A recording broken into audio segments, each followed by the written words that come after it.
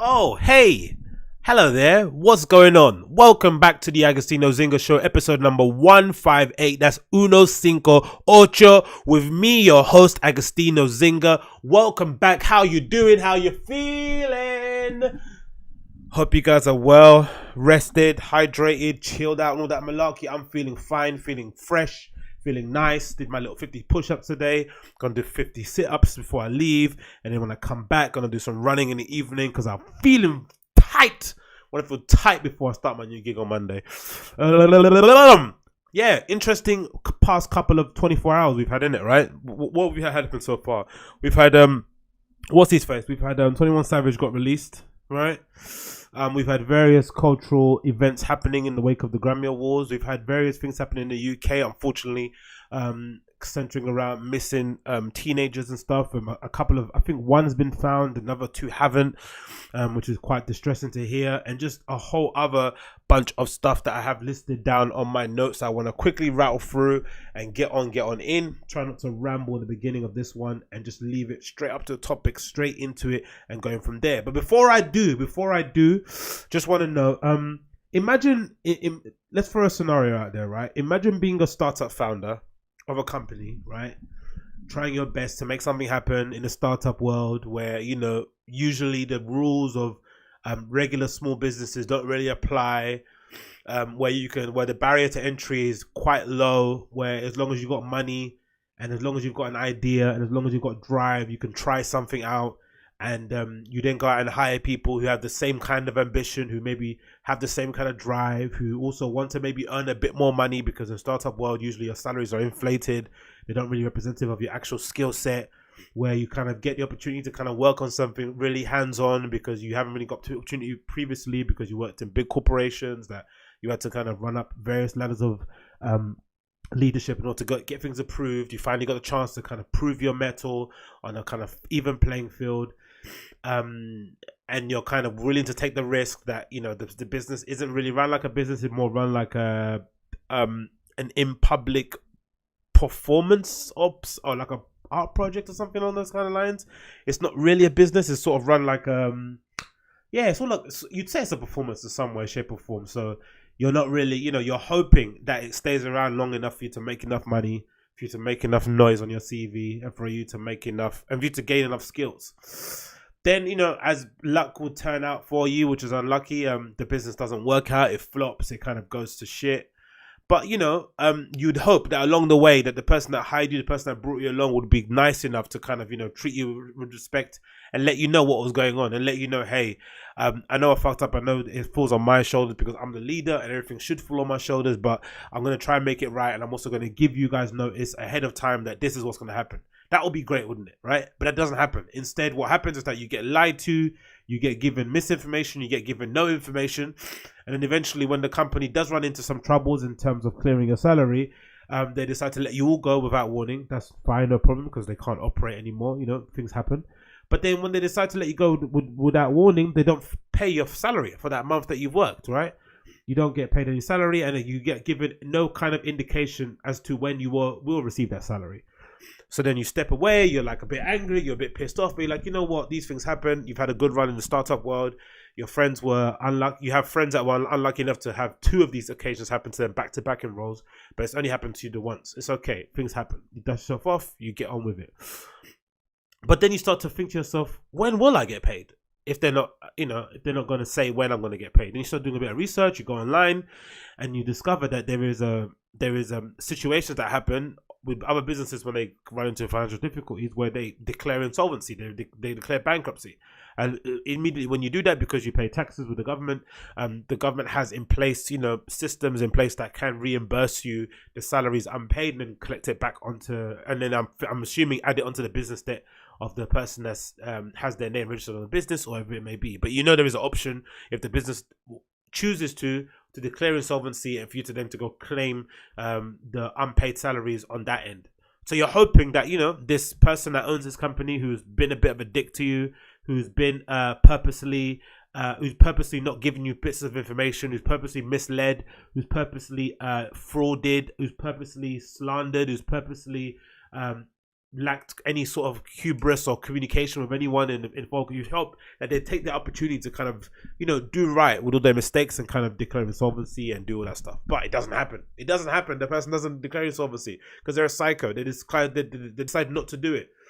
Now, no insolvency has been declared. Now you're scratching your head thinking, when are you going to receive that salary? It comes up to Christmas. Christmas is a time when people usually share gifts, spend time with their families, do some nice things, buy themselves some stuff. But unfortunately, you haven't been paid.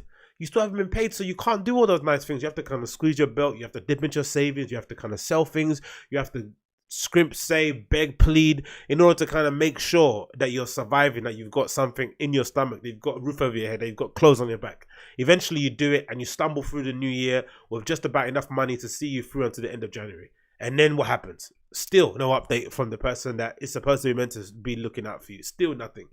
And now a few weeks or a few days or so have passed. You're on social media, you're scanning around, and you realize that the place you used to work for has scrubbed all their social media accounts and deleted every single one of them. Everything. It's all gone into the dust. But you know how social media works, and you know most likely not, it's a damage control situation, because most social media accounts allow you to temporarily to disable or suspend your account, and I think after 30 days it then becomes permanently suspended or permanently deleted. Sorry. So you think, what, maybe they're just trying to protect face, and maybe trying to do things in the background to kind of help you guys out to in short get the money that you're owed. Then suddenly some social media accounts come back up, but there is nothing that's been said on the post of announcing their return that they're going to pay you, that they're going to give you back the money that's owed from you. Nothing says that. Nothing. You get no indication of that whatsoever. And then unfortunately what happens, you're then getting misled by the tweets. They're posting stuff, pretending like the company's still working when it's not working, and it keeps rolling on. It keeps continuing. It's never ending. And now you're in a position where you're seriously thinking, will you ever see the money that you're owed ever again? And if you will, what's the best way to go about doing it? That's the question that I pose to the public. That is the question I pose to the public. When you're in a situation where somebody is holding your salary hostage, where they're purposely stalling, using all the delay tactics under the sun in order to kind of make sure you're not paid or you're not informed as to what's going on, when they refuse to do what other companies have done for years and years and years prior, where they've made a mistake, they fucked up, they haven't been able to make the business work, and if you know what, they've held their hands up and declared bankruptcy and allowed their staff to go get the money back from the government. That's a tried and true method, but this person, this company, they're failing to do so, or they're refusing to do so. What do you do in that position? What do you do? Do you hope that it changes? Do you sit there and hope? Do you make noise on social media? Do you post defamatory comments on their social media posts and then risk having your account blocked so you can't see any updates? Do you chase and harass the person via phone and text? What do you do? That's the question I pose. That's the question I've been thinking about a lot lately, based upon this interesting topic that's kind of brought up to me, or I've seen on YouTube, centering around this fitness influencer called Brittany Dawn, or something along those kind of lines, right? So this lady Brittany Dawn, I saw on, I think, T-Spill. There's like a little YouTube channel that kind of talks about some of the stuff that happens on YouTube, centered around mostly YouTube drama stuff. And this story kind of really touched home more so than some of the other YouTube drama that goes on YouTube concerning vloggers and that sort of stuff. But this kind of really hits home to the situation that I'm kind of currently going through. So essentially, this girl, Brittany Dawn, is like a quintessential fitness influencer on Instagram and YouTube. She decided to do that thing that most people do when you're influencers and try to kind of maximize your revenue stream, especially in something that you're really good at in terms of losing weight and being fit. So she decided to have these plans, these kind of workout plans and dietary plans that you could buy online on her website. They're split into different kind of categories. There's plans for people for girls that are in the run up to go to their wedding, 60-day kind of wedding fit. There's plans to have a flat tummy, the usual kind of stuff, right? And that's quite, bog standard. You get the kind of plans, you work out, you do your thing. But what made her different, and what was kind of her unique selling point, was that she was offering these plans in addition to offering plans that involved her being your one-on-one consultant. Being somebody that you could kind of get her on the phone, you could talk to her via email, whatever it may be, and she could tailor make the workouts and the dietary plans to your exact needs. Now, coming from a client service background myself and coming from the service industry, when I heard that straight away, my alarm bell started ringing, because I knew straight away, if this girl is as popular as they say she is, right? I think she's got like 1 million followers across all social media platforms. It'd be now impossible for her to personally, one-on-one, conduct all these consultations with her fans and people that like her, because you have to imagine that there are some people out there who generally desperately need to be held by the hand and guided through the entire process of losing weight, from dietary plans to sleeping to working out. They need that assistance. So if you're charging them $300, which doesn't seem that much in the grand scheme of things, depending on, you know, when you in comparison to how impactful this could be to your life, how it could change yourself, how you can, you know, open new horizons, blah blah blah. There is no real value you can put on somebody being able to positively impact your life and change it for the better. But unfortunately, that didn't happen. It seemed like this Brittany girl let the momentum or let the workload get on top of her. I'm sure it probably started in the sense of like she fell behind on one client turned into two turned into five turned into 20, and all of a sudden it cascaded into this big mountain now where there's loads and loads of girls whose orders haven't been fulfilled, whose orders haven't been processed, and who haven't got any indication that they're going to get a refund. So of course, like all great social media dramas, it played out on social media completely, because, you know, Brittany, like an idiot, decided to ignore the users, which is never a good thing to do, right? I think most people need to know that if you are facing some sort of backlash on social, you're facing some sort of backlash from your customer base, for the most part, not social, for your customers, in private, you should approach them in private and give them that decency, or give them the respect that they deserve, and make sure that you resolve it in private. Because what people will notice, especially disgruntled customers like myself or disgruntled employees, is they notice quite quickly that you're unwilling to talk about things in public. So you're unwilling to talk about things in private, but you're then willing to talk about things in public to save face. So what they realize is that if you're more worried about your public perception than you are our personal relationship, the only way that I can hurt you, the only way that I can make you do what I want you to do, the only way that I can resolve this is to punish you, is to embarrass you in public, because you care about their opinion more so than you care about our opinion, right? Which is crazy, isn't it? Because Brittany really should be trying to look after her paying customers, because they're the people that made her an influencer. Without these people, she would be nothing. So she needs to treat those people with respect. But unfortunately, that doesn't happen. So because of that, now people went on social media. They made loads of posts. There's a bevy of videos here on YouTube that I'm looking at now that talk about the whole subject. You see Brittany, influencer, apologizes after a flood of customer calls her program a scam. Brittany Dawn fitness career has ended. Brittany Dawn fitness, there's more. Brittany Dawn influencer scammer, it's a sociopath. Brittany Dawn scam. Brittany Dawn is not a victim. Loads and loads and loads and loads and loads and loads and loads and loads of posts. And then more likely and more what happened recently is that she had an interview with a channel, I think. I'm not sure what channel. I think it might be called ABC News, which I'm going to click on here quickly.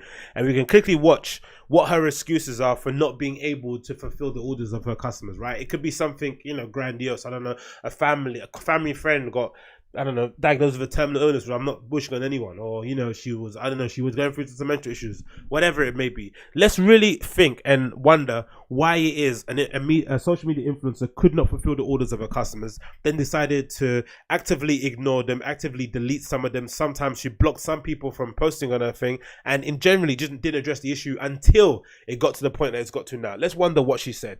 Here we go. Women turned to her to get their dream bodies, but then claimed she ripped them off. And tonight we're hearing from Brittany Dawn herself after the social media influencer suspended her online coaching. Here's Marie Saavedra. Let's go get some. So I guess that's a good thing, right? That's kind of a good thing. She's kind of taken her coaching offline until everything's been sorted out. I guess because the weird thing with these social media people, influencers for the most part, they're fans as well online.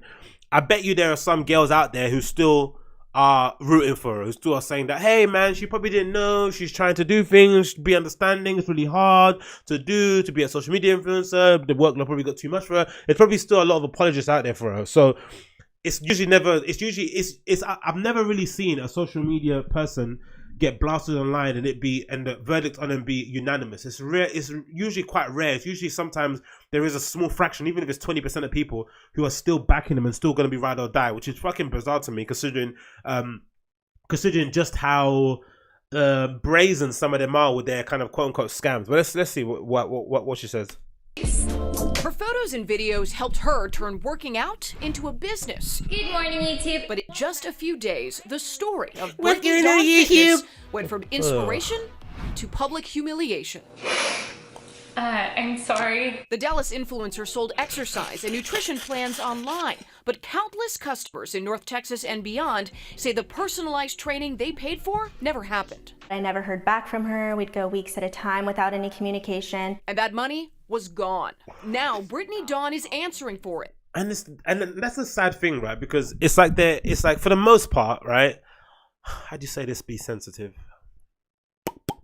For the most part, they're just selling you a dream, aren't they? I think for all the, I know there's some people, I won't mention their name because I don't want to put their names associated with this Brittany Dawn girl because she's obviously a scam artist, but there's others who are doing great work.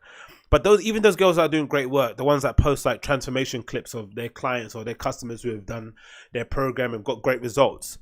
For the vast majority of people, I would assume, because I'm just taking it as an example from going to my local gym, most people don't do the necessary work. Most people don't follow through. Most people don't, even for me, I don't sometimes follow my diet all the way through. I work out a bunch and I think I'm going to offset the working out with, I think I'm going to offset my diet with my working out. That obviously isn't true because, 98% of a good, 8% of weight loss is in your diet. So even for me, someone like me, I don't necessarily go about it the right way. So I'd imagine the general public or the general person on the street, the average woman on the internet, on social media, is usually getting sold a dream, right? And they don't mind, they're complicit in it too. They are aware that most likely they're not going to end up looking like Brittany if they work out, right? There's a part of it that's just like based on genetics, might be based on the fact that she's been working out for, I don't know, X amount of years and all that sort of stuff. There's a lot of stuff that's involved in it. It's obviously an occupation that kind of pays her well, and she kind of, is able to scam people out of thousands of dollars, potentially, or allegedly. So there is an aspect where I think the influencer and the customer understand that you are taking part in a transaction that doesn't really yield any results. But I think the responsibility is on the influencer to just play along and to be sincere about it. Because at the end of the day, these people who most likely are never going to look like you, even if they do the necessary work, are paying basically your salary, are allowing you to live this lifestyle. And the one thing you cannot do is just shit on them. The one thing you cannot do is just totally ignore them. You can't do that, especially nowadays. Like nowadays, customers are more savvy, customers are more aware, customers are more understanding and are more understanding of their power they have to bring down brands, to bring down stores. They know the power that they yield. Hence why people really take a lot of stock into Yelp reviews in the US or into Google reviews in the UK or whatever it may be, whatever platform you use for restaurants, all that sort of stuff in terms of review system. They put a lot of credence into it because they know, by and large, people that have really great experiences will will boast about the experience that they had in a good place. They'll tell everyone. They'll tell everyone on the sun of a great place they had. Think of the last great restaurant you went to. Think of the last pop-up shop you went to. Most likely than not, it came from a personal recommendation or a recommendation you saw online, because people can't stop shutting up about things that they love, right? They do it all the time on social. So don't believe the hype. Like, people only talk about things they hate. No, they don't. People talk about things they love all the time. There's a reason why you heard about Bird Box, because everyone was watching it and everyone loved it for the most part. So when it happens, when it's the other way around, when they don't like something, be very scared, be very, very frightful if they don't like something, because everyone will know.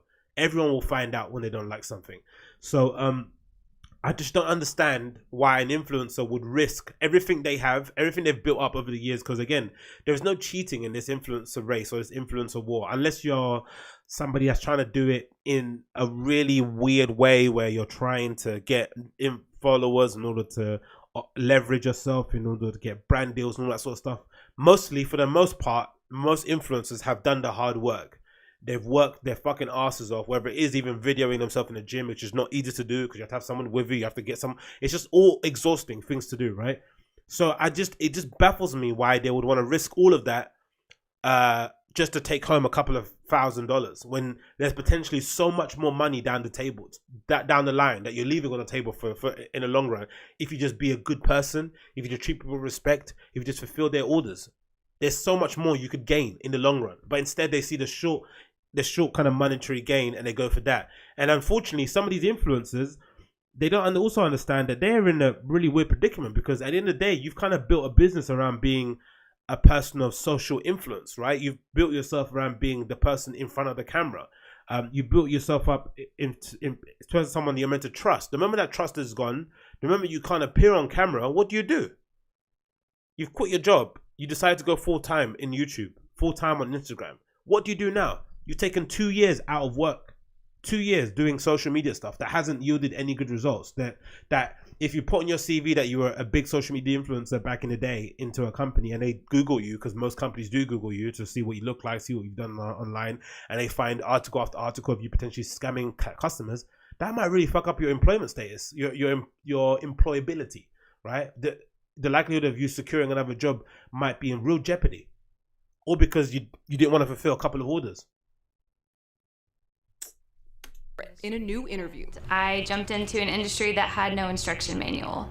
I'm basically going through uncharted territory, and I'm doing the best that I can to the best of my ability. True narcissist. She's automatically painting herself as a victim, and that's a real skill, and that's something that I've seen in the experience that I've kind of gone through with the company that I was working for, and the places that I've been at, and the other companies I've been at who've also faltered.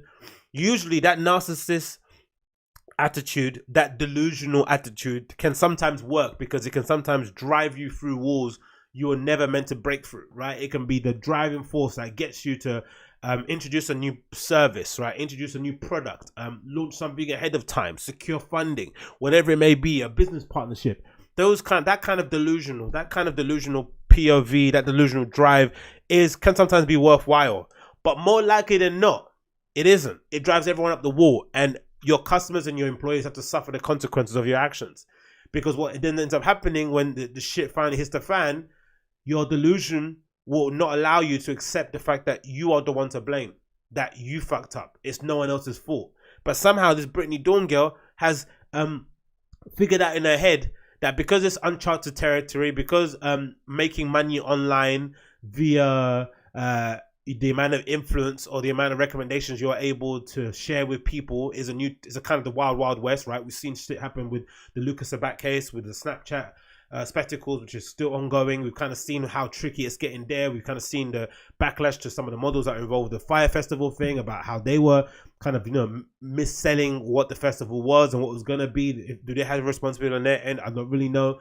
It's the wild west. And we know for sure we're definitely going to hit a point where this stuff is going to get regulated, and everyone's going to lose money. So effectively, she's fucking up for everyone, because it's a wild west and you can make your own rules for the most part. People are just doing what they want, and customers having to suffer the consequence of it. Sometimes you stumble upon a great influencer who does a great job and goes above and beyond to make sure their customers are happy. Sometimes you get a shitty one like her, who decides to fuck everyone over and then sits there on camera with a weird smirk on her face and says it's because it's uncharted territory. God almighty. we matched Dawn's responses to her YouTube customers' influencers. They're claims, the worst, aren't they? starting with when problems began. This started roughly a few months ago, and I acknowledged the ones that would come forward to my best ability. Not so, says Melina. To my best ability. What does that even mean? What does that even mean? What does that even mean? To my best ability. What does that even mean? Of Allen, I had had my son in March of 2017. a new mom who had issues with her order years ago. When they didn't hear back from Dawn, many tried to reach her on social media. Kayla Lippins of Michigan said Dawn deleted posts. I commented on one of her pictures and I was like, hey, I sent you emails, I've messaged you, like I'm supposed to be doing this. Deleted it right away. And she admitted it. Yes, I was. When you see comments like that on your own stuff, repetitively showing up, it gets very hard sometimes. We also heard from women who Oh, it gets really hard, so you delete the comments. That's ridiculous, man. It's the... I don't know. who said Dawn agreed to refunds if they signed non-disclosure agreement. That's where your blood starts to boil, right? So, not acknowledging my my orders, cool, one thing. Not acknowledging that you've made a mistake, cool, one thing. Not acknowledging that, you should deliver on your service, cool, one thing. Then acknowledging it and telling people to sign NDAs, non-disclosure agreements, if they want to secure partial refunds is insane. So I'll give you a refund if you don't stop talking shit about me online. Oh, and it's only going to be 25%. Why? Because you spent all of it. This is insane. This is literally insane. Literally the most insane thing you've ever heard in your life. And again, it goes back to the whole I'm not too sure if this is a consequence of the fake it till you make it the kind of wave that was spreading across social media during the kind of inception of influencers on social media space, because at the end of the day, there's a lot of influencers who start in the beginning who are very clever, who kind of bought followers, who probably gamed the system, and then kind of rid that wave, right, as it kind of progressed upwards and kind of slowly kind of maintained their level of influence on social. I'm sure that happened for the most part. So there are some people out there who have kind of tried to game the system in a similar sort of way. You've heard of many stories of people, you know, let's say Fashion Week, for instance. People just get dressed up, go to Fashion Week, and just walk around outside shows. They don't go to any show. They just walk around and hope they get photographed. Tag themselves in brands that didn't sponsor them or didn't give them free clothes, but insinuate that they did, in the hope that you can secure branding from other brands when they see the brands that you are associated previously. So there's weird games everyone plays, right? There is a part of me that kind of thinks, okay, you know what? It's not. I wouldn't say it's fake it till you make it. It's more finessing. You can maybe finesse the system in order to kind of get where you need to get to, right? To kind of make the moves you want to make. But by and large, cream rises to the top. And if you don't have the goods when you enter the door, you're going to falter anywhere in the long run. And this seems like a consequence of it, right? Where it's like these people on social, people that are influencers who are frauding their customers, scamming them out of loads of money, are more worried about the perception of what others think of them than they are about the customer's well-being or the customer satisfaction level. They'd much rather give them the money and tell them to shut up so no one else knows what's happening than just deal with the issue with the customers, which in turn will just deal with the whole problem overall. Because if she went all out of her way to address every single person that got frauded, to give them all full refunds, to say that she's going to be putting systems in place that are going to make sure this doesn't happen again. She's going to be hiring people to come on board and to do things and to help them out, even if it's hiring within her own community, wherever it may be. If she made those adjustments and people saw after 6 months, after a year, that she was actually improving, that she was actually getting orders out quickly, and she was calling people, she was following up with stuff, and people actually saw a change, they will be the first people to go online and correct the narrative. Because they want her to get more business. They'd be like, oh, no, you got to back my girl, Brittany. She's really changed. They'll be the first to do it. But in a narcissist's brain, that's not how it works. How it works is that you keep everything bottled up. Don't say nothing. You keep everything shush on the hush in the hope that it just goes away. But it never goes away. It's the internet. You type in Brittany Dawn's name now on Google, it's just going to be all about scamming fraudsters. It's fucked. It's over, basically. Her social reputation is completely done. Yes, but I was following poor advice from an overreaching lawyer, and I am no longer requiring NDAs to be signed for partial or full refunds. These are mistakes Dawn says she's trying to own, but we'll have to see if it keeps her in the business of fitness. I'm accepting the consequences for what I did in the public eye, and I'm moving forward to make things right. Just a complete scumbag, man. And again, it's not the fact that she done one. It's not the fact that she done this. I think that it's just it's the lack of compassion, right? That's really the annoying thing about it.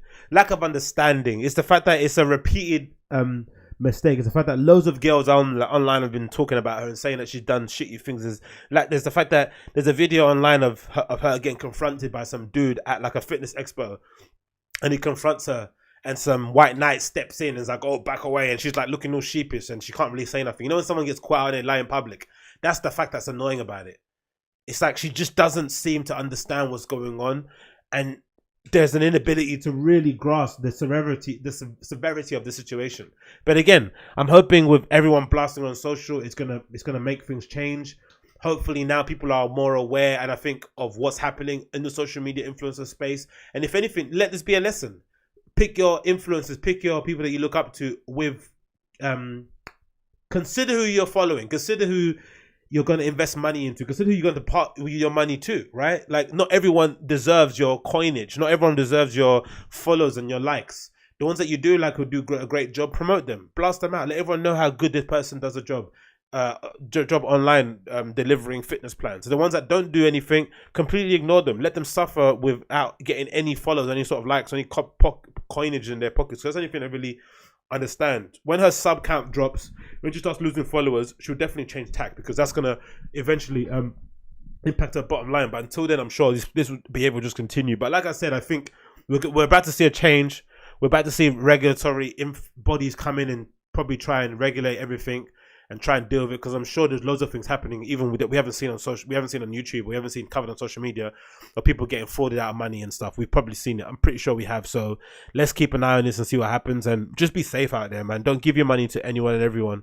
And if anything, just, I don't know, do a quick Google before you're about to spend an X amount of money on an influencer's program, and just find out what the temperature is out there. Because most likely than not, there's people out there who have kind of, said who said things or revealed stuff that's happening with this person and how they conduct business, so you can avoid falling into that trap. But yeah, my sympathies go out to anyone that got scammed, man, because I've been in that position before, man. These people are horrible. Anyway, moving on in Monique v. The World. So there's this great little video that came up, which is interesting in the least, because I thought it was an issue that was kind of dealt with, right? I'm gonna pause it here. So if you remember, back in 2018, Monique had a bit of a spat with Netflix. I think she was trying to get her Netflix special picked up, and of course, as you guys might have seen, Netflix has become like the #1 provider of comedy specials. Usually it used to be HBO, it used to be Comedy Central, sometimes it used to be even Showtime, but now it's kind of steered towards the direction of Netflix. Netflix has kind of picked up loads of big ticket acts, such as Jerry Seinfeld and Dave Chappelle. Chris Rock has signed kind of comedy special deals that have kind of really racked up the numbers and really taken the money. It's kind of taken the money comedians can earn for their comedy specials to way new heights, right? So they're kind of the big boy in town. So for the most part, comedians have kind of seen getting a Netflix special or being approved on there as a bit of a badge of honor. But of course, because the floodgates opened, everyone rushed in. So now it's kind of oversaturated to the most part. And the way the algorithm works, or the way the marketing budget works there, depending on, I don't know how they do it, some people don't get featured on the front page, and it's hard to kind of find comedy specials unless you're some of the bigger names like Sebastian Maniscalco and all those other people. They don't really get featured on the main page. So there's been a conversation happening now in the comedy space whether or not Netflix is actually a good place to go to, because I'm assuming when you put your special up on Netflix, they have an exclusivity deal where they might hold it for a certain X amount of months, X amount of years. You might get lost in the source, no one will probably see it, and the idea of a comedy special isn't to make money on it, really. For the most part, the idea of a comedy special is akin to playing, I'd assume, a set for Boiler Room or something along those kind of lines. You use it as a business card to get yourself out there, right? It's sort of like a performance CV to people can see, oh, this is how funny you are, because it's like a collection of your best jokes throughout the year, or throughout the last couple of years that you've collated and kind of surmised into a 1 hour special, and you use that as a way to kind of leverage other opportunities in the future. So, which is what I've heard, right? I've not really heard the whole like comedy special is a great money earner until maybe the Louis C.K. thing where he started selling it direct to consumer. That's the only time I really heard people making big bank on comedy specials. Again, maybe I'm naive, I don't know, maybe comedy albums make more money, but from what I understand, that's how they were kind of viewed, and that's how it's kind of going back to. Anyway, going back to Monique. Monique is obviously a big comedian, somebody that came up through the whole like Def Comedy Jam circuit and kind of sprung up from there and leveraged her opportunities there into different avenues. She decided to start negotiating with Netflix, and unfortunately Netflix didn't offer her the valuation that she wanted and she expected. And like most celebrities or most people in the public eye who have an issue with something, she decided to go to social media. Was it social media or did she do on social media, or someone film her comedy night? I'm not sure what happened, but anyway, she aired her grievances about the fact that she was only offered $500,000, and Amy Schumer, who's less funny, who thinks she's more funny than and has more experience than, was offered more. Then there was loads of commentary online about there was a lot of debate online about it, whether or not Monique was kind of underestimating the cultural the relevancy, you'd say, maybe relevancy. The kind of immediate relevancy of an Amy Schumer, maybe, to the general public, Amy Schumer is more famous than Monique, so maybe that might make sense. Maybe the offer was because Netflix people weren't really familiar with who Monique was, blah, blah, blah. But the general consensus, it kind of felt like, was that Monique kind of went about it the wrong way, because then she started going on this campaign to get everyone to kind of boycott Netflix, which obviously, people weren't going to do because they didn't really understand why she was complaining in the first place, which kind of, goes back to what the issue was, right? It wasn't necessarily clear what the issue was, why it happened, why it transpired. And of course, because she was shouting and, disparaging people's names, people on the other side were leaking information to kind of discredit her, and they were leaking information that she was difficult to work with, that she was a bit of a pain in the ass, which is why people didn't want to vouch for her, because the silence from the kind of like the Black Hollywood glitterati, whether it was Tyler Perry, Oprah, and a few others was quite deafening, right? No one came up to kind of back her. And the general consensus was, reading between lines, was that people were thinking that she was wilding out, right? She was going about things the wrong way and was going to play the game, but she wouldn't want to play it. And again, that goes back to her being trying to have integrity, right? Trying to stay steadfast in her position. Like, no, they offered me a derisory offer. I'm standing against it. If you guys are going to keep quiet, I'm not going to keep quiet. So it rumbled on, and it kind of went away. It felt like, right? But then thinking about it, it went away. But maybe it went away because no one picked it up. Eventually, I'm assuming the deal probably got taken back, right? The prospective deal they sent her. Netflix probably rescinded it. I assume wherever she went after that, she was probably trying to match the same money and no one else was offering it, or no one else was able to give it to her. And essentially, she kind of got blackballed, right, from the industry, because usually, I've heard people say in the entertainment industry, if you haven't seen an actor or an actress on screen, it's because people don't like to work with them, usually for the most part, right? If people like to work with you, then you see the person on screen a lot. If you don't see them a lot on screen, it's because they've done something that people don't like, or they just think they're a pain in the ass. So if you are a pain in the ass, the only way to kind of go around it is to just make yourself an island, right? It's to kind of have all the resources on your own team. It's to make yourself completely independent and just do things your own way. And in that way, no one can kind of effectively cancel you, blackball you. You're basically your own machine. And it seems that Monique doesn't really have that possibility at the moment. So somehow, fast forward to now, she sits on the couch with Steve Harvey, who was obviously another person that she also felt didn't have her back or didn't have her corner. And they get into this debate that I kind of really kind of sympathize with both sides, and we're kind of going to speak a bit about what they speak about. But I sympathize with Monique's side of things, where she kind of feels like her black Hollywood friends who kind of know what was going on, who knew the details of the actual deal, were being definitely silent about what happened. And also, I also sympathize with Steve Harvey in that maybe the way Monique kind of went about it wasn't the best way to go about it, and there are other ways to do it, because it's essentially they're playing in somebody else's back garden. Right, it's not their platform. It's Netflix. They can do what they want effectively if they want to. But here's the kind of debate that kind of hots up in this place, and we'll kind of go and speak on it on the other end. We can't cure darkness with more darkness. What we can do is cure it with comedy. And what I'm not going to do, Steve, I'm never ever going to waver from my comedy show on that stage. That's my gift, and that's my freedom. And what happens is when you allow people to start taking your freedom and your gift and making it become what makes them comfortable, we then lose. When you called me with the morning show on the phone, I said to you, Steve, I'm this. And y'all know I did nothing wrong. Y'all know my husband did nothing wrong. But none of y'all in real time, was strong enough to go publicly and say, we can't throw our sister under the bus. Because Mo, listen to me. But again, I understand that sentiment, and I get what she's coming from, and I get that kind of frustration. But I think there needs to be an acknowledgement in some cases, or in most cases, that not everyone's going to do things the way you want them to be done. And some people have other things at stake that they're more worried about than protecting a fellow entertainer, a fellow comedian. There are other things that are at the top of their priority. Number one, being their own survival. Number two, being the safety of their family.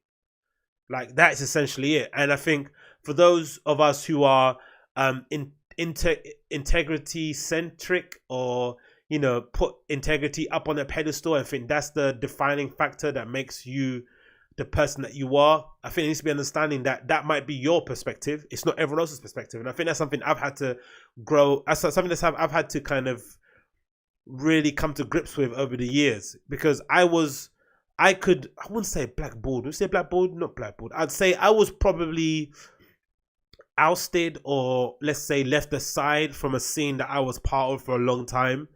And I could have easily built up resentment or built up ideas of, envy or hate, whatever it may be, about certain people, about what they've done. And, I could have been jealous that certain people that I was in the industry with kind of went up and kind of had these kind of on paper amazing jobs and doing great things and are working and doing their own stuff, whatever. But I think I knew as soon as I took the step out and I kind of stepped away from that scene, and I wasn't an active member, and I wasn't rubbing shoulders with the right people, I knew what that effect would have in my career. I knew the cost that it was going to bring towards me. And I knew that it was a cost I was willing to take, because I wasn't really enjoying myself, right? I wasn't necessarily comfortable with what was necessary. I wasn't comfortable doing what was needed in order to kind of get myself forward. get myself ahead of the pack or do what I need to do or advance my career. I'm not saying what they're doing is right or wrong, but I just know I couldn't do it, right? So because of that, I just thought, you know what, instead of being the grumpy guy in the corner of the room bemoaning how it was better back in the day, I'm just going to step away completely and let these guys enjoy themselves because they're obviously having a blast. Even if they're not having a blast, they look like they're having a good time. And I'm looking like I'm not having a good time, so I step away. But I didn't hold resentment. I didn't feel like they owed me anything. I didn't feel like they should have spoken up for me. I didn't feel like they should have included me in things because I wasn't around. I wasn't there. They didn't see me. I didn't speak to them. I didn't really care what they were doing. They didn't care what I was doing. So, you know, it is what it is. And I just think we all get to play different roles in life. And I think that's my role. That's their role. And I think in general, we all kind of like, in the end, we all kind of add to the end product. We're the ones kind of, it all comes funneling back to the same thing. I'd assume so. But it continues. We fighting 2 wars here. What war? There's 2 wars. It's what your issue is, and it's what the perception of the issue is, and the narrative has changed. See, I'm hearing what you're saying, baby, and I agree with it when the narrative changes. But if all of y'all said, this is the only issue I have with it, baby, when all of y'all said privately, to include Oprah, all of y'all said privately, I've done nothing wrong. When you tell the truth, you have to deal with the repercussions of the truth. We black out here. We can't. Which is something super true and really kind of harsh to hear, right? When you tell the truth, you have to deal with repercussions of the truth. Now, it could sound like Steve Harvey's selling out. It could sound like he's like advocating for playing to the man and not backing your friends in public because you're worried about your pocket. But that's the truth of the matter.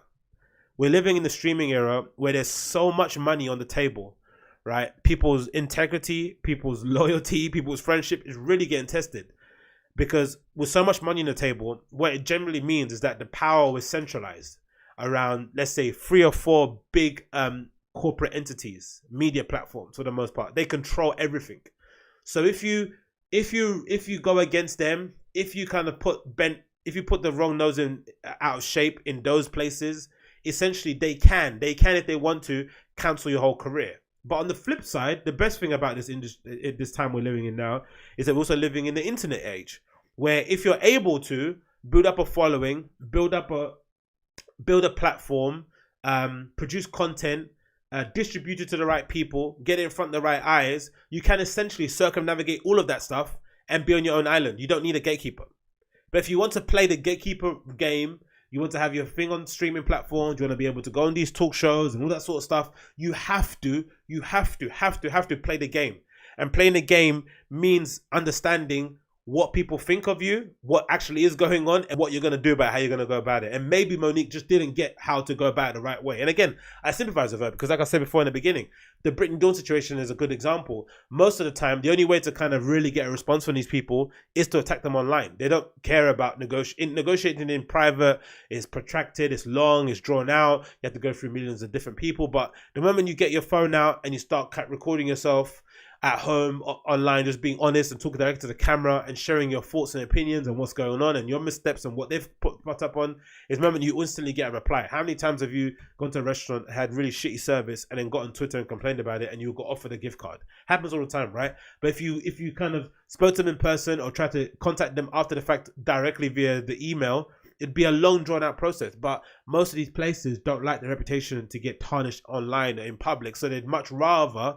you not go online and disparage them. That's the only way to get their attention. So I have sympathy even for Monique in that regard a little bit.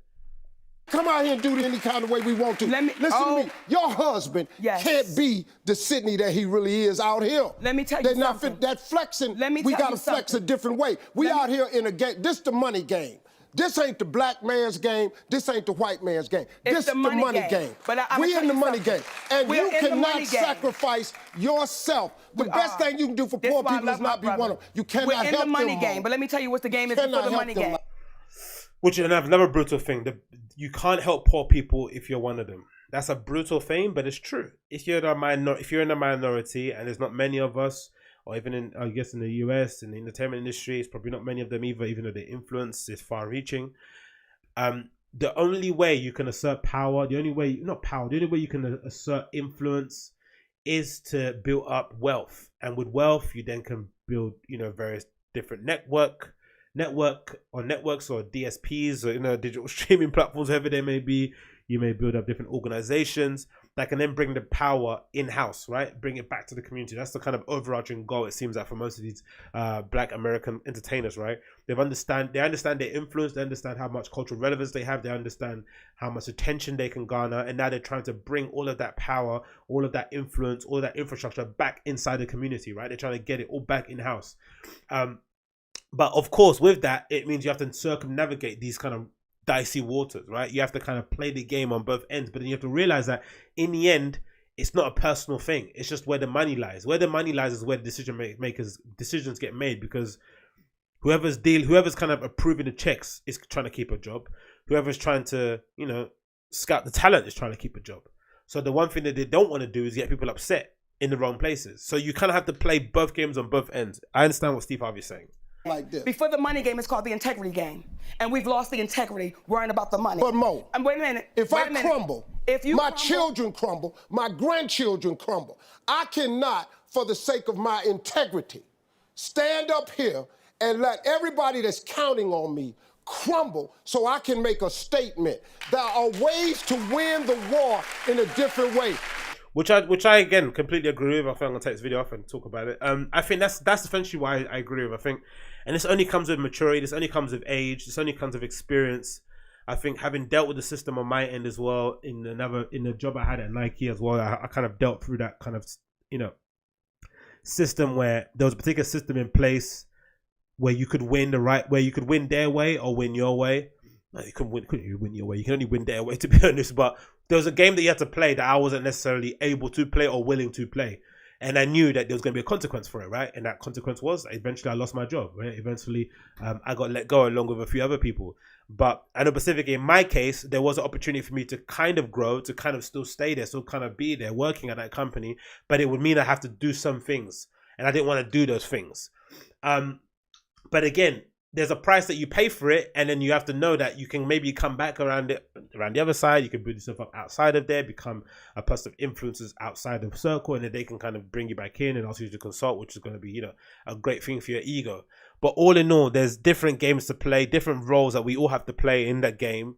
But again, your hope is that it all kind of feeds back into the same lane, right? We all kind of reap the benefits of this by seeing that, so the powers that be can see that a Monique does exist, someone that is unrelenting, somebody that is kind of gonna say how it is, right, and talk shit and whatever it may be. There is somebody like her out there, and there's also someone like Steve Harvey who's willing to kind of play the game somewhat and be cooperative in the background, even though they're making their plays as well on the side.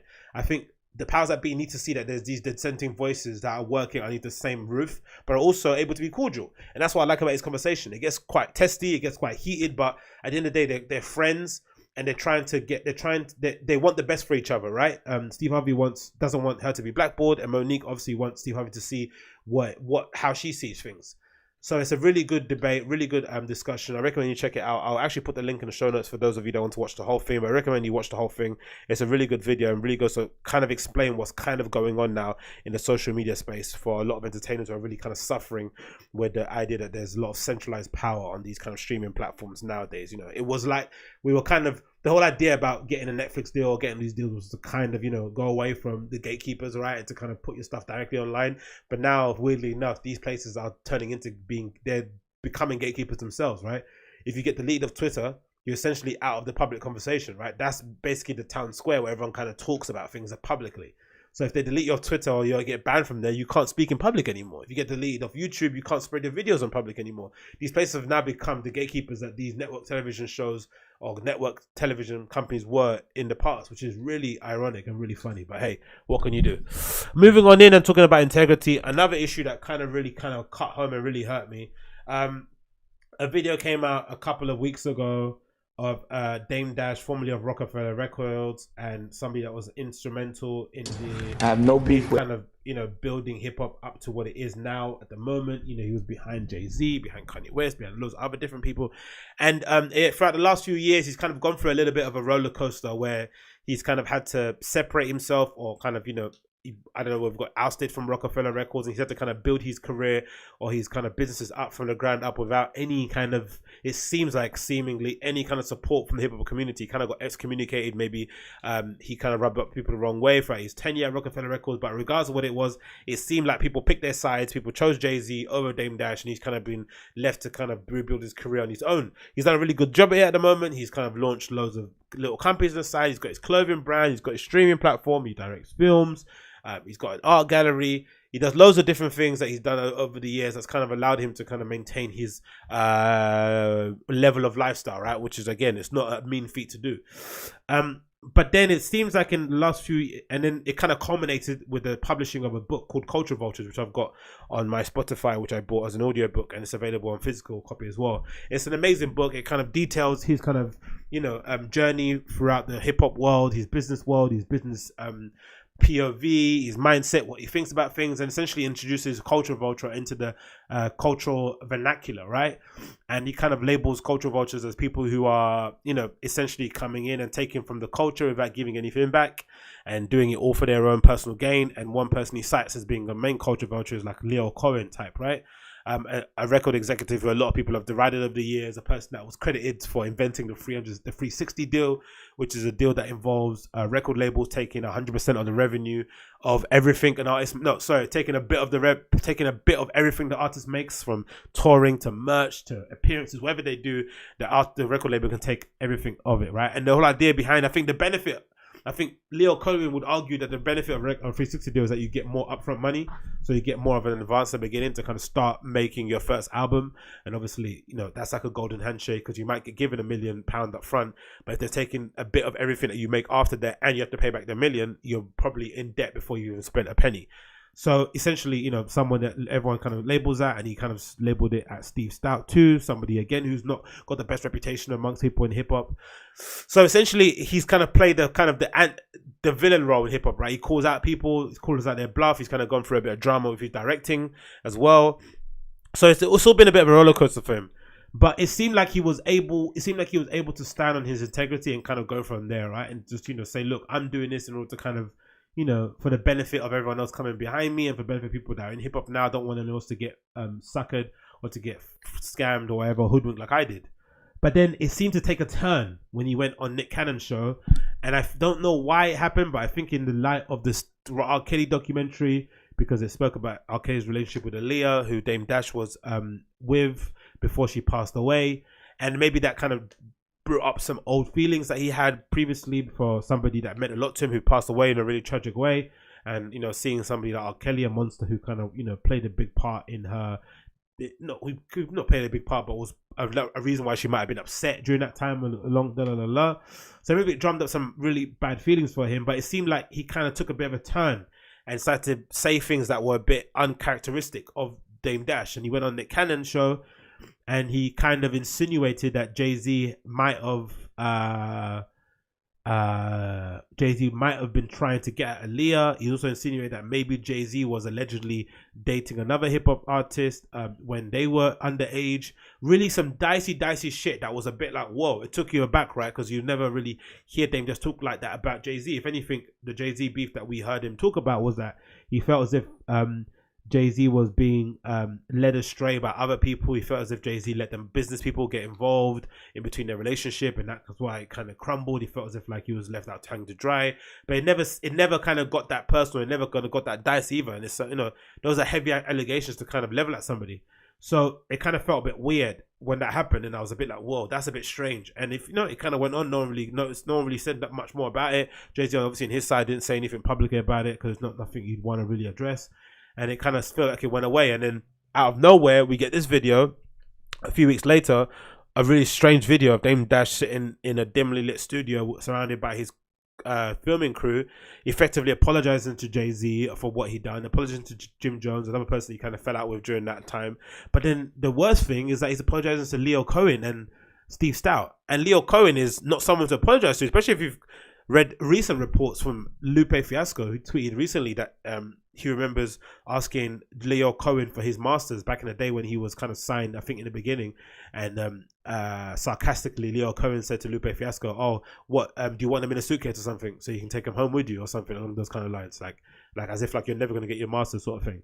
And now Leo Cohen is doing the same sort of bullshit at YouTube now. That's where he's headed up. But anyway, I'll play the clip, but it was really it was distressing for me, being a big fan of Dame Dash and really admiring the stance that he took, because I know, having kind of gone through the thing, he's kind of gone through a little bit on my little scale, how difficult it is to have that kind of level of integrity and feel like you're out of the conversation and feel like no one's inviting you to the party. And it seemed like a lot of people on social are saying that this came because a few weeks or a couple of days ago, Jay-Z or Rock Nation had their annual Rock Nation brunch, which they have prior to the Grammys. And the whole idea behind it is like, everyone that's not going to the Grammys can have this way to celebrate themselves, celebrate music, inspire each other. And it seems like a celebration of black excellence that P. Diddy always talks about. And a lot of people in the hip hop space get a lot of FOMO when they see the pictures, right? Because, essentially being invited there is an acknowledgement that you are part of the hip hop glitterati, that you are the, one of the mainstays, somebody people should give a shit about. Everyone wants to kind of be there. And it kind of seemed like Dame Dash got a bit of FOMO because of the Rock Nation brunch and, the fact that he's kind of going through what he's going through with the directing thing. And, he kind of feels like he's out of the conversation. It kind of brought home those feelings again that his friends don't want him around anymore. And this is the explanation for this video. But let's kind of quickly play and we can go back to it. I have no beef with anybody. Pause. I'm looking past it. So Jay-Z, if I've offended you, I apologize. Leo Cohen, if I offended you, I apologize. Steve Stout, if I've offended you, I apologize. Just because you don't have the same morals and principles, it's cool. I'm not angry no more. I called Jim Jones today, and I was like, I miss him. I don't know, y'all don't know it, but I miss him. As a brother, I love his family. I want him to be happy. And Jay, the friendship we had was cool, man. I just miss it. But whatever he doing, but I'm cool with it, bro. I'm sorry, man. I wasn't myself for a second. Ali had me fucked up. And Biggs, I'm sorry, bro, if I offended you. Whatever you're doing, I'm with it. I love you, man. And I know you're mad at me, but whatever. I'm sorry. I can admit it. When I make some money, I'll send you something. It's because you're my... So, there's nothing really wrong with what he said, right? For the most part, I think anyone would kind of understand and agree, or has sympathy with being in that position, because, that's the thing that no one really talks about when it comes to integrity, when it comes to standing your ground, when it comes to having a moral compass, is the cons of it, right? The negatives of it is that you're never going to be invited or welcome to the popular events or functions, right? You're never going to feel like you're welcome or people want you to be there, because effectively you represent people losing money. No one wants to be associated with you because you're calling out the fakes, and usually the fakes or the people that are hoodwinking people in the industry are the ones that are like it or not, the decision makers. So the cost of integrity, the cost of standing your ground, the cost of having a moral compass is that you're probably not going to be the person, that everyone wants to invite to the functions and to the parties.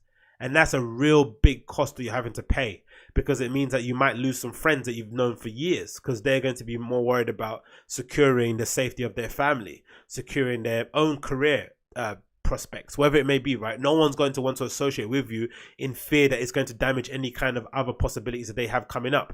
And I know Dame Dash mentioned it a few times, mentioned how he gets upset when Kevin Hart doesn't retweet about his movie, or that sort of things happen. But I think for the most part, those things mostly happen because the powers that be that are paying Kevin Hart, or that giving him the ability to kind of make movies, or giving him the ability to tour around the world, are saying that if you do this, you're going to make other people in this organization upset, and that's going to impact your pocket too. So there's a direct monetary loss that they're going to feel. You as an individual, being the moral soldier and the integrity investigator, you don't mind, right? It's fine. For me, I wouldn't care if I lost an opportunity because I'm going to stand my ground. But I don't think my friends or people that I know would be comfortable losing money over something that they don't really 100% believe in or even understand.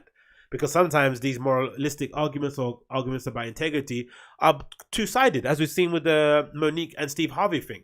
there are two sides to every argument. There might be a legit reason why Leo Cohen feels as if he can swindle or he can purposely misinform artists about their deals. There might be a real reason for it. It might call for it, right? There's an idea that most promoters, especially in martial arts, especially in combat sports, are scumbags. Why? Because usually that kind of environment calls for somebody with no scruples to operate it. Maybe you can't be a good guy and run the UFC because Dana's a bit of a, he's a bit of a dickhead, but maybe you can't be. Maybe Dana would argue you cannot be a good guy and run the UFC. Maybe you have to be a Dana White to run such a company with such personalities in there, with kind of trained fighters who could take your head off at any moment. You probably have to have that attitude in order to kind of keep them in line, right? Maybe that could be argued. So there are two sides to every story, and I think sometimes when you're the moral police, there is a tendency or there is a feeling that you want to feel like people should do the same thing that you should do. But I think with age and with maturity, what you slowly realize is that everyone has their own interests at heart, and not everyone wants to join in with your battle or fight. And it's not something that you should be beating them over their head with. And it's not something that should make them less of a person or less of a man than you, just because they've chosen to go about things their own way. Because we're all doing everything that everyone's doing is eventually feeding back into the same united goal. And the goal is to kind of, bring back the power, bring back the influence, bring back the money, all that sort of thing inside the black community. That's essentially what those guys want to do. And they all play their part. Dame Dash having his own network platform or streaming platform, that's playing one part. Kevin Hart doing stuff with loads of other companies and doing partnerships with all these other people, that's playing his part. Jay-Z doing his stuff underneath different labels and going into different businesses, they're playing his part. Everyone's playing their part in this kind of ongoing battle that everyone's doing in order to kind of get the kind of influence back inside the black community. And in general, it doesn't necessarily call for everyone being a rebel. It calls for one or two people being rebels. That's the part they play, and other people can play the part of playing the game. It's all good. But I guess for fans of Dame Dash and fans of hip hop motivation or those kind of things, it's quite, distressing or sad to see somebody like a Dame Dash finally get grounded down by the system, and he's apologizing to a Leo Cohen. I think the Jim Jones and Jay-Z apologies are probably warranted and probably fair because those are actually his friends, and he kind of maybe feels like he went a bit hard in the paint at them.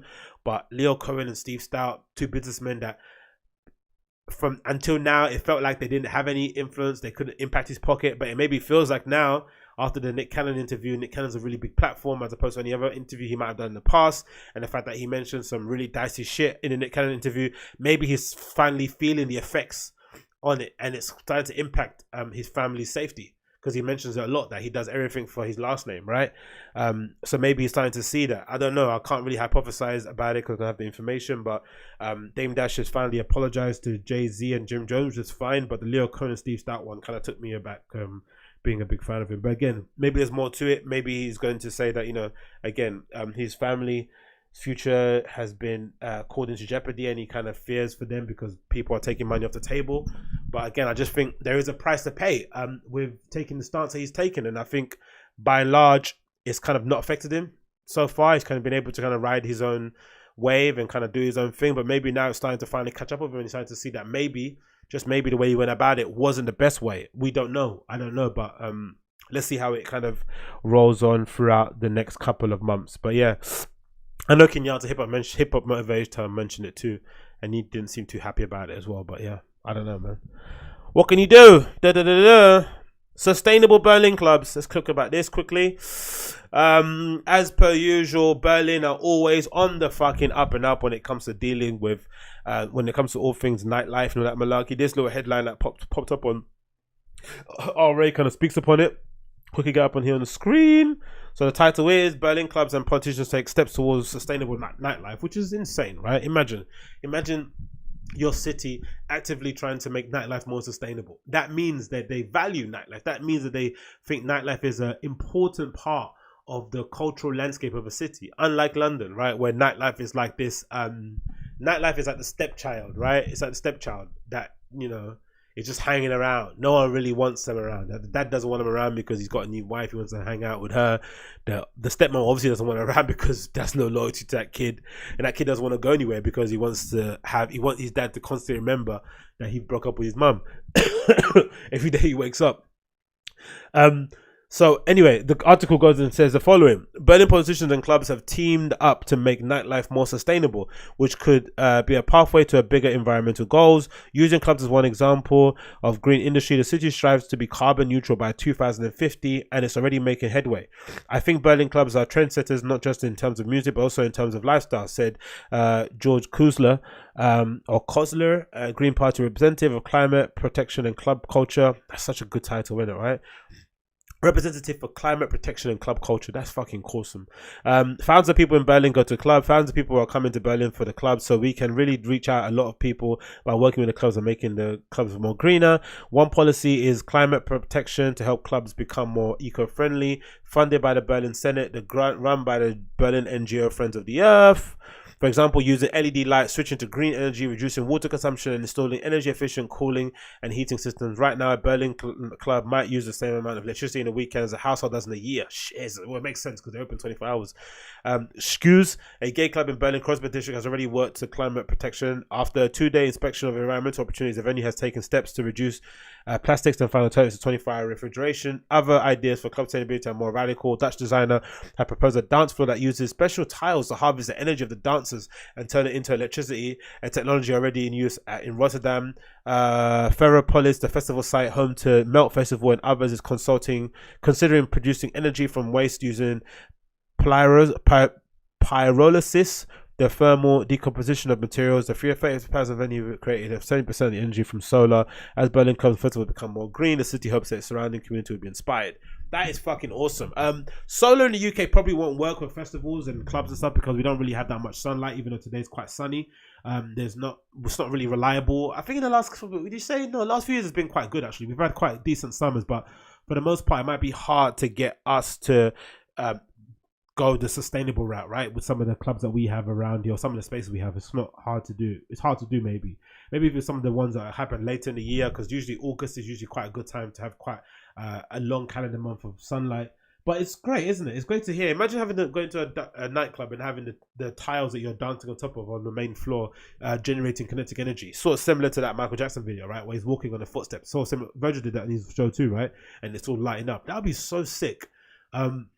And again, it just goes to show how important nightlife is to the economy of Berlin. And I just wish we had the same sort of consideration to that in the UK, because there's a lot of people in the UK, especially in London, who are very environmentally minded, right? Who do the whole recycling of things, who make their own stuff, whatever it may be, right? Recycle materials, the whole compost thing. They have allotments, and people that are very green minded, right? Environmentally minded, conscious, it may be.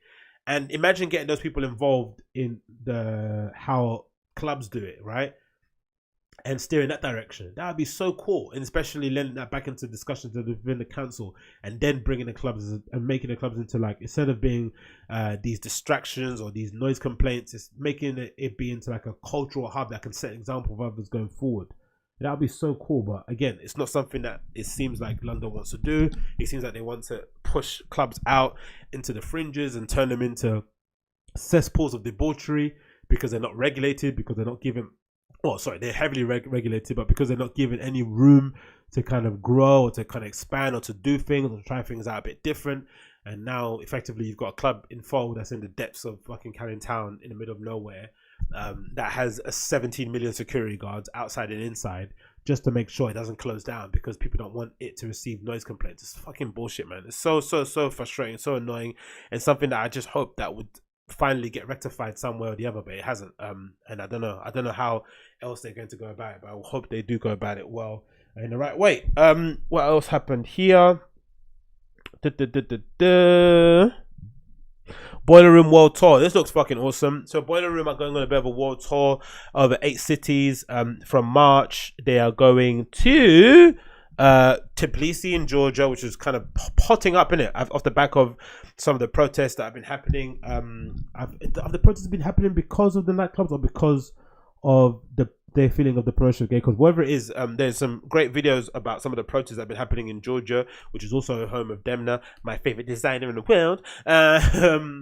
And some of the protests are super incredible because you see people just playing super loud techno music out everywhere, guys kissing guys, girls kissing girls in a place, I think in a country that's very, very, very religious. So they're really, really playing with fire there, but they're willing to risk their freedom in order to kind of make sure that their way of life isn't hidden.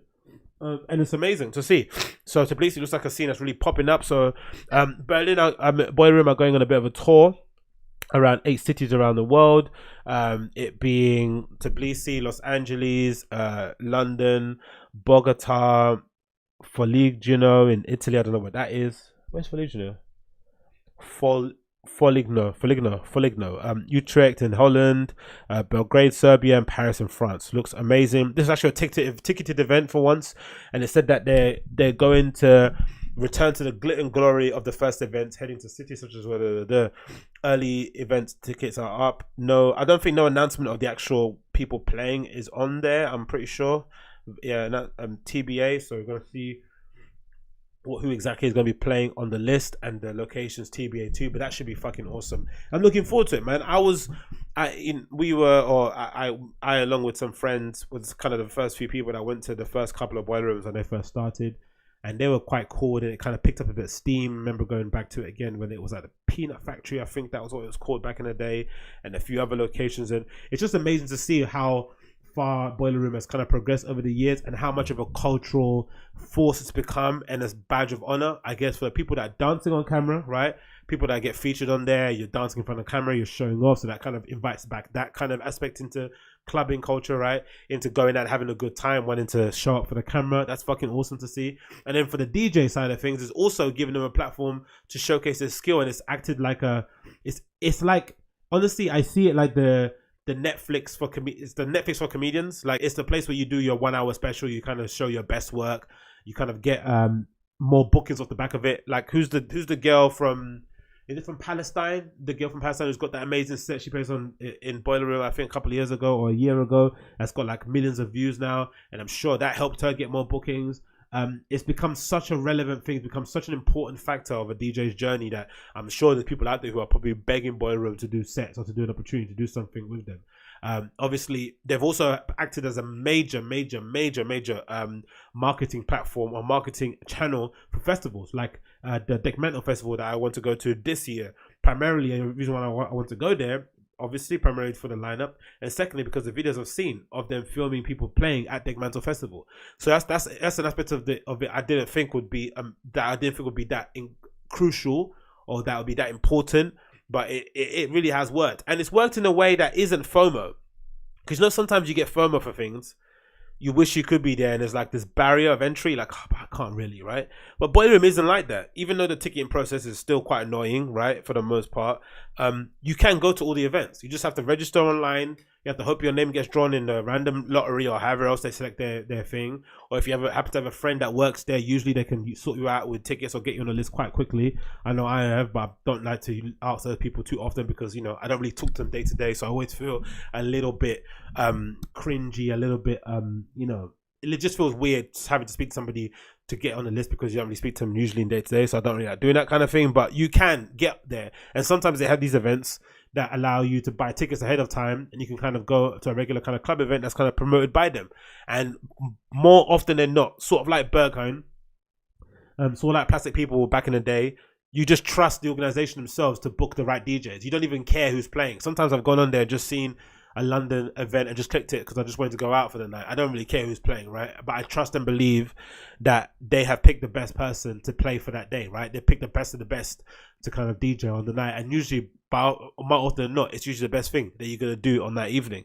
I went to one in Berlin and saw Goldie play and saw Emil Alien play. Is that her name? I forgot her name. Emil Aliens, or I forgot how you pronounce her name. I saw a few other people play there, and that was fucking awesome. I've been to Frankfurt to a Boiler Room. I've been to a few other places to a Boiler Room, and it's been fucking awesome. All been great. So it's great to see them kind of return back to the roots and not kind of, you know, do the heavily branded events that sometimes can lose a bit of the magic. But again, you know, I understand you have to make your money, you have to expand your horizons, but it's good to see them return back to the roots of it and go to these 8 amazing cities, traveling all over the world. It must be fucking awesome working there, actually, going to all these different places and experiencing what electronic music is like there. Because I think like most places you go to, for the most part, every holiday I've kind of been to, for the most part, you do go to a bar or to a club that plays good music, right? So effectively you're able to kind of understand the fabric of a city through music, right? Through club culture. And if imagine working in these kind of companies and going to these cities and actually, you know, experiencing a city through music, right? Understanding what they're about, what their scene's about, going to the local record store, talking to the main promoters that handle the place. That's fucking awesome, because most of the time when you're working for companies and you go on a work trip, it's usually in and out, right? You go to an event, you go to a panel show, and you don't really get to feel the city because you're in a corporate event, you're staying in a corporate area, you're eating corporate food, everything is corporate. But working in Boiler Room, you probably get to be right on the ground, feeling the dirt, and actually talking to the people that play an active part into making the scene exactly what it is. And it's the same everywhere, right? The same group, it's the same kind of thing everywhere. Local promoters putting on club nights in different places. If there's barriers to jump over, they're using different modes of it. They're doing promotion through text, they're doing promotion through private Facebook groups, they're doing it in unconventional spaces. But it's just seeing it and being in it that's probably going to be quite amazing. So, and usually, but more often than not, in each city that they do events in, they usually try and tap into the local community or the local scene and promote DJs in that scene, which is something I've always been a fan of, because I think that's why more often than not, Boiler Room probably has the best range in terms of musical artists, electronic artists for the main part, whether they're DJs or artists that play live. They have the best range because they tap into the community that they're in at the moment, and they try to profile people that aren't that well known, just to kind of get them a bit more love online, yeah, or to say like, look, some people in the office, some people in the team like what you do, we want to give you a set. And I think that's fucking awesome to see. So hopefully we see more of it going forward, and I can't wait to see what they do in March. So that's Boiler Room happening in March. The first event starts in Georgia and they end off in Paris. But yeah, you can find that on Resident Advisor. Boiler Room Return, Boiler Room Warehouse and Club Tour is coming back. What else here? What else can we talk about here then? Georgia Moroder says an interesting quote here from Mixmag. He says, I make good club music because I don't go clubs, right? Which is an aspect I've kind of long been interested with in general. Let me just quickly get up this subject here. Here we go. So this is an article from Mixmag that I've got on the screen, titled George Maruda, I make good club music because I don't go to clubs, which is an interesting quote in itself. And here's the quote. So it goes on from here. And so the article says the following: even more shocking scope from Moroder is that he thinks his most famous work, 1977, Donna Summer's Dance Floor, I Feel Love, is a track that is not fit for dancing, which is very true. Have you tried dancing to I Feel Love? It's not easy. That's why there's a million edits of it. Claims Moroder. It's not very good to dance to, he says. He goes on to say that his productions, Call Me by Blondie and Hot Stuff by Donna Summer, are tracks that are better suited to dance floors. Can you dance to it? Moroder asked reporter Nuseen Iqbal about the song in question. I don't even like dancing, but my wife dances quite well. Maybe that's why I make good club music, because I don't go clubs. That's a very interesting perspective, and something that you often hear with a lot of bigger artists or people that are very influential. Most of the time, they always speak of their kind of youth or the infancy of their career, when they were kind of on the scene, doing everything, drinking, doing drugs every night, living a life of debauchery. And then slowly but surely, they end up building a real love and a real affinity with what they're doing, and they want to do it clear-minded, so they go completely sober. And for the most part, they usually abstain or stop going to any kind of event that they're not actually playing at. They just, for the most part, become a hermit, stay at home, just make music, and that's it, right? And it's something that's kind of really fascinating me, something I didn't really understand at the beginning. I was like, why would you do that, right? You get given this amazing career. You get paid thousands of pounds to go clubbing and to hang out and to make songs. Why don't you then just enjoy yourself, right? But then on my low level, just playing every weekend in local bars and clubs around East London, I quickly started to realize that even though it's something that you love to do, it's something that you really enjoy, you quickly start to realize that the allure of going out and getting fucked up isn't necessarily why you like playing. You like playing because you love playing music. you love everything about nightlife, but you don't necessarily enjoy the getting fucked up and drinking side of things. That's what you thought you enjoyed when you were on the outside, when you were a consumer, when you were just kind of, participating by just going to events and then going home. That's what you thought you enjoyed because that's what made you happy. Those are part of the experience. It's like chasing a high, right? You can never chase that first high. That first high, you can never achieve it again because that was kind of the first time you did something. The surroundings you were with, the friends that you were hanging out with at the time, what was playing, the moment in your life. So sometimes what happens is that through the process of playing out often or doing things or getting paid to do those kind of things, you quickly start to realize that actually you love what you do. And it's not the nightlife, it's not all the extracurricular stuff that you love. You actually love the work. And then to do the work, you quickly realize that you can't be inebriated, you can't be hungover, you can't be high all the time. You have to be clear-minded to do the work better. It's more difficult, as I mentioned a few times, right? Playing completely sober is very, very hard to do, and it really tests your your mental strength, and it really tests how comfortable you can be in that environment with people slobbering all over you and incoherently shouting requests at you or telling you the same story 7 million times. But in general, you do far better sober than you would do drunk, right? And I think there is something to be said for the idea that maybe, just maybe, all those experiences you've collected from your clubbing days in the beginning are enough.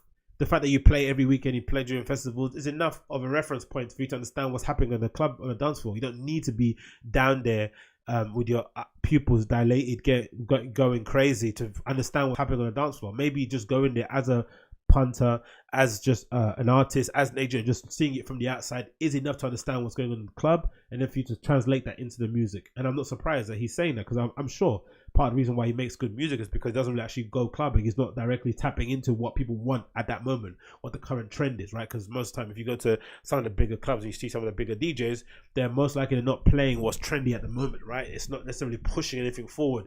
And the way to push things forward, for the most part, is not to listen to what else is going on. It's to kind of be in your own bubble and kind of speak to that, listen to the voice inside of you and try and translate that into tracks, translate that into material, translate that into books, whatever it may be. That's how you do the work, most likely than not. Consuming too much information or consuming too much or being too out of your head to kind of understand what's happening around you probably isn't the right way to actually make great art. So interesting quote from Giorgio Moroder, but something that I've long agreed with and really understood the kind of older I've got, and I've kind of seen that, you know what, this kind of life of debauchery isn't sustainable, and anyone that does say they're doing it at a high level and also enjoying a life of excess, they're lying. It's not. You can't do the two things. There are a few people out there who are the outliers, like the Stevens Hyler and sort of those kind of people who have kind of gone sober now, but for the most part, most people can maintain that kind of lifestyle all the way throughout their 70s. It doesn't really happen for the most part. So I'm not too surprised that Giorgio